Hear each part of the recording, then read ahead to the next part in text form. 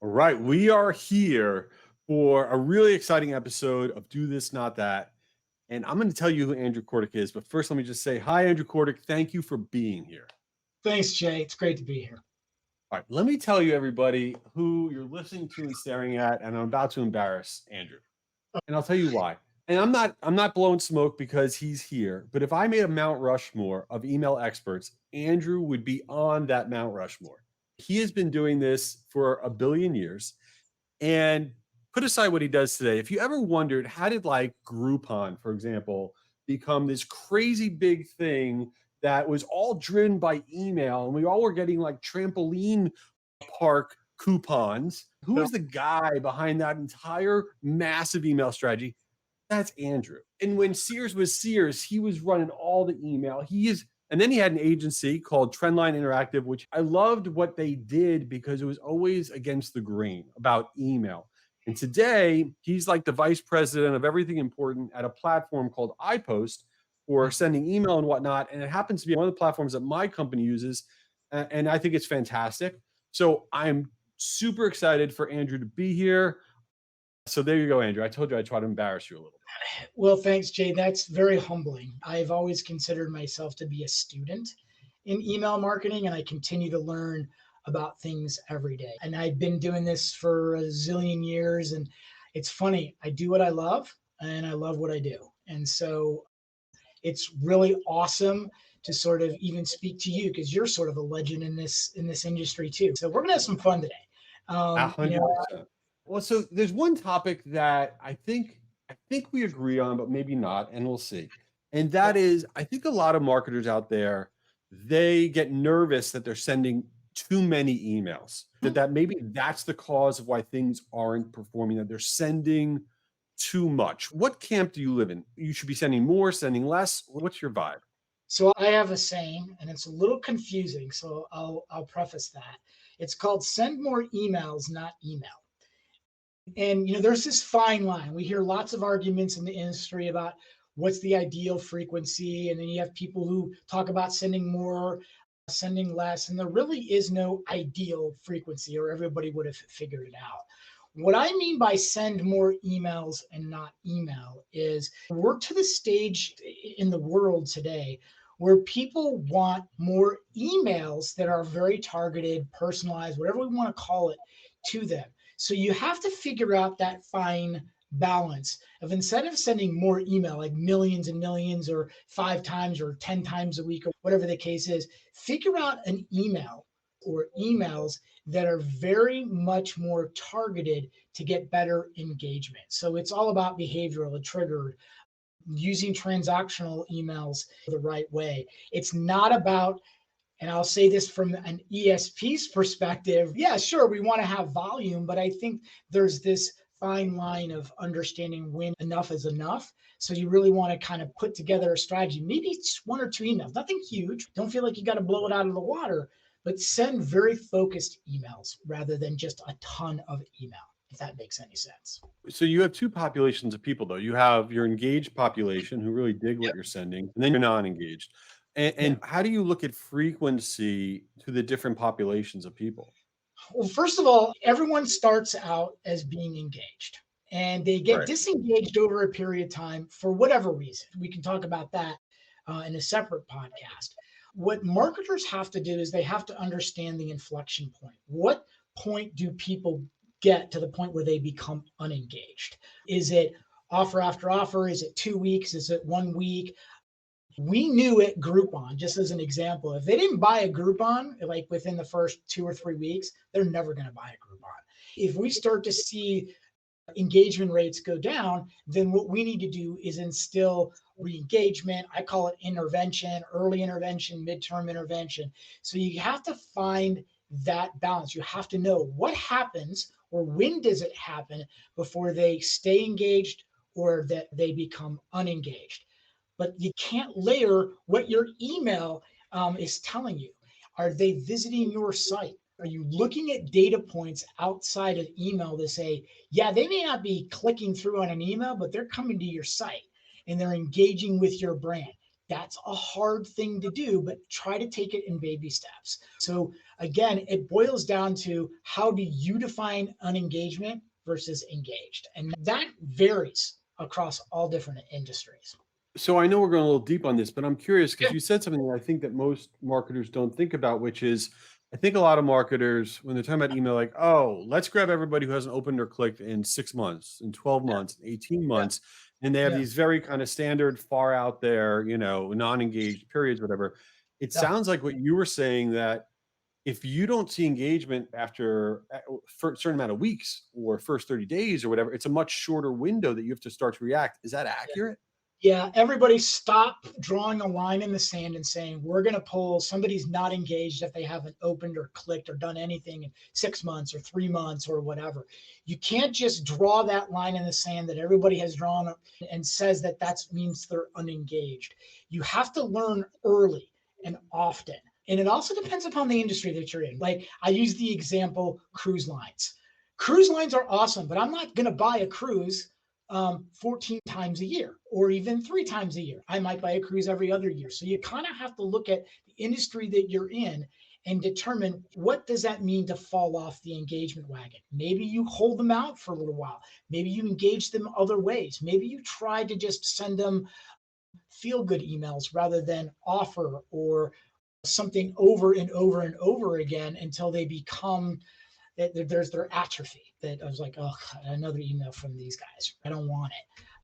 So it's hard and it's industry by industry. So don't believe all the time what you read in books that there's this line in the sand of X. Well, I think that's super, super valuable for people to hear that you have to, and it's probably a much shorter window of when people fall off that cliff and you lose them from an engagement standpoint. And it's really probably within that first potentially 30 days. And that whole 6 month thing is like, that's a Hail Mary. Oh, That's not really an engagement program. So let's jump into yeah. another area that I know that you talk about quite a bit. And Yep. this is the idea of when people are actually filling out forms and you're capturing their information, their email address, and all this. What should we be doing? What are we not doing right? What should we be thinking about? Yep.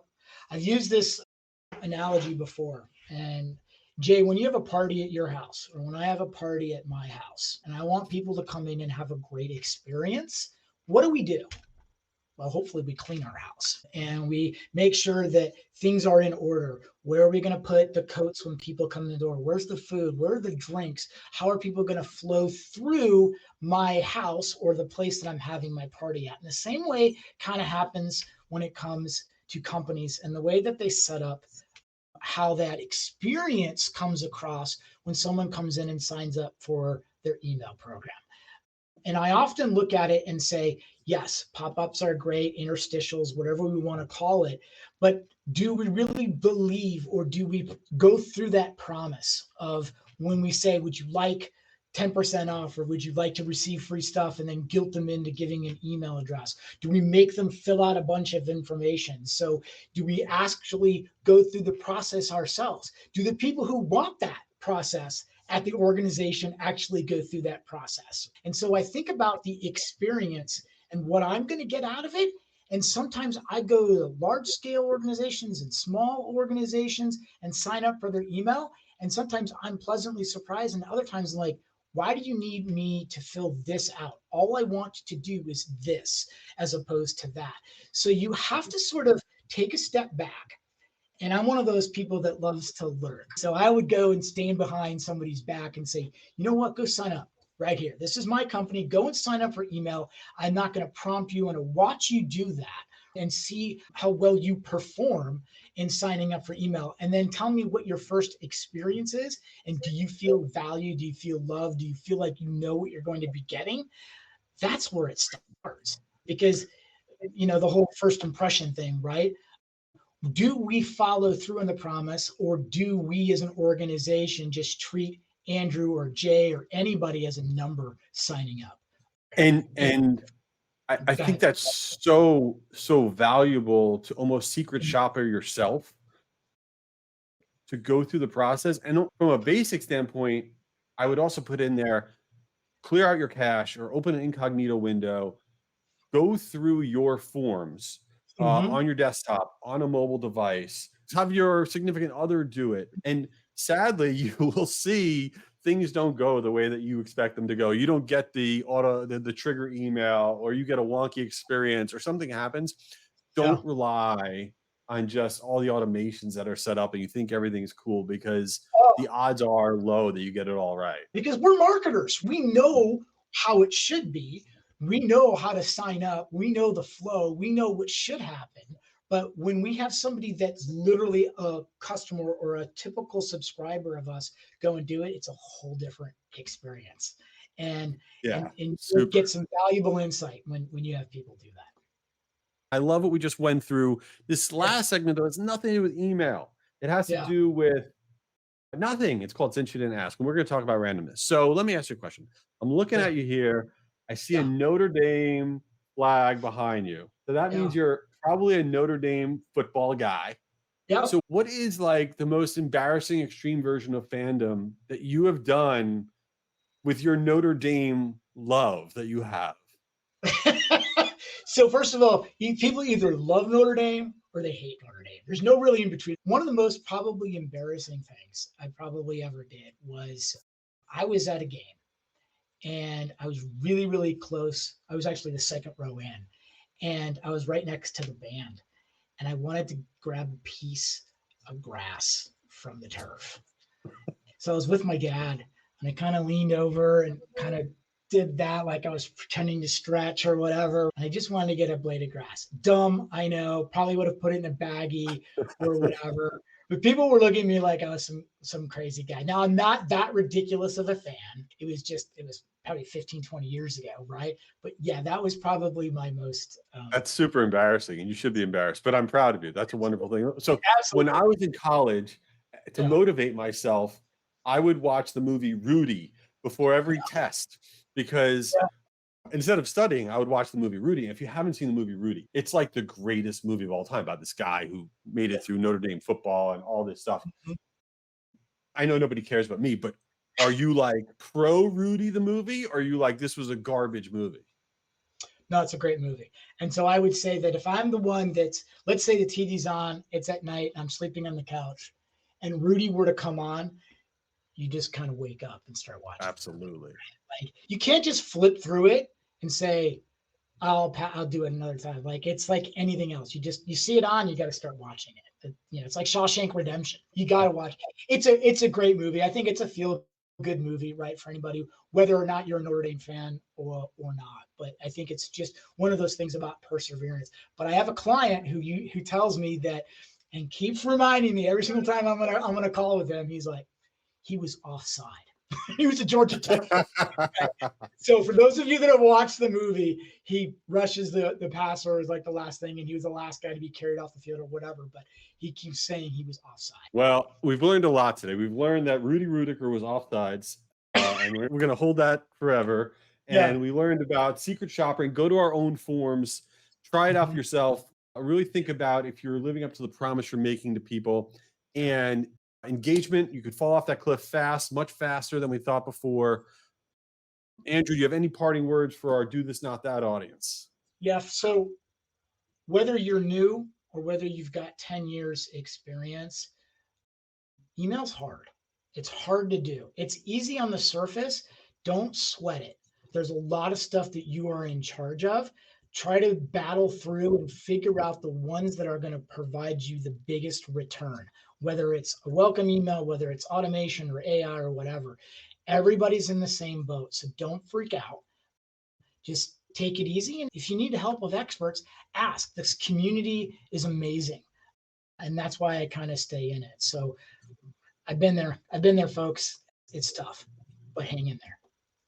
Yeah, and everyone follow Andrew Kordek on LinkedIn and on social. He really shares a lot of valuable and up to the minute information about what's going on and pitfalls to avoid. So, Andrew, thank you for being here and Do This Not That, and I'll see you soon.